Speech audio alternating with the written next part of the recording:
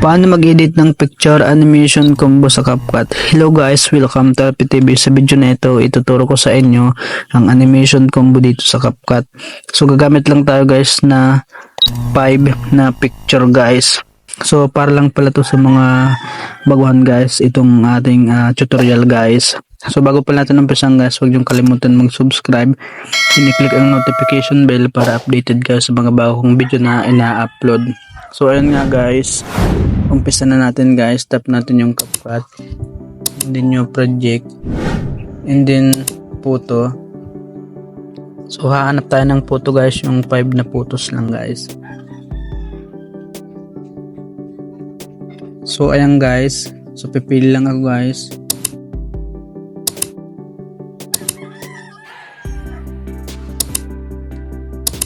And then add.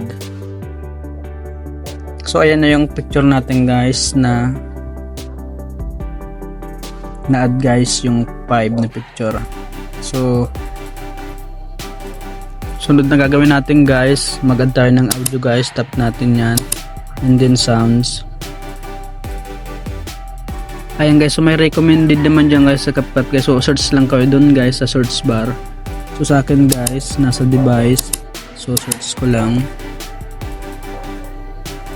So ay lumabas na. So pagka okay na guys, napili mo na, so tap mo tong plus button, ayan, and then punta ka doon sa pinakadulo ng picture mo guys. So ayan guys, lagpasan guys yung ating audio. So tap natin yan, ayan, dapat naka-highlight yung guys, yung audio guys, and then split, and then itong sa kanan dapat naka-highlight din yan kasi ayun yung i-delete natin, delete.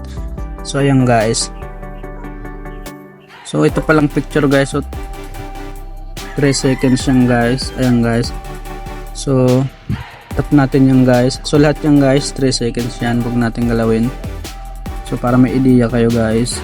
So yan, animation.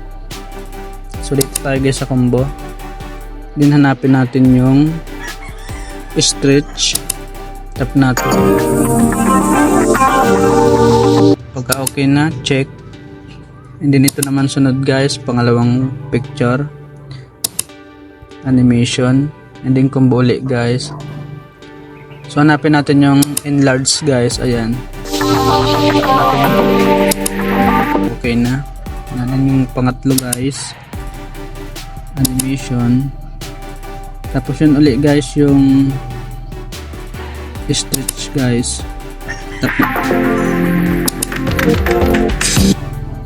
Pang-apat guys, tap natin yan, and then animation ulit guys. Hanapin ulit natin yung enlarge guys, ayan.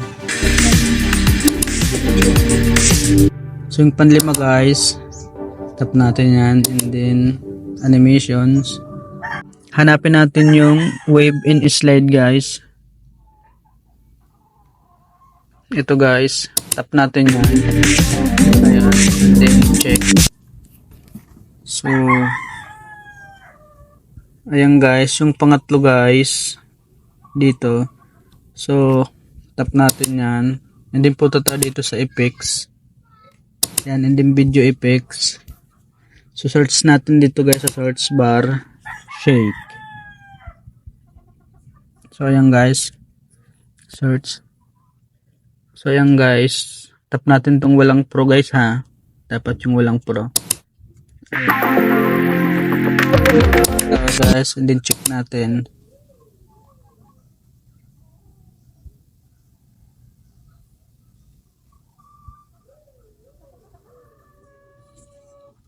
So export na natin guys,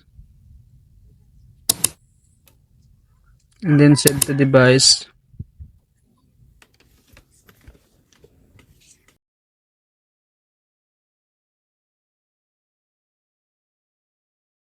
So ito yung resulta guys.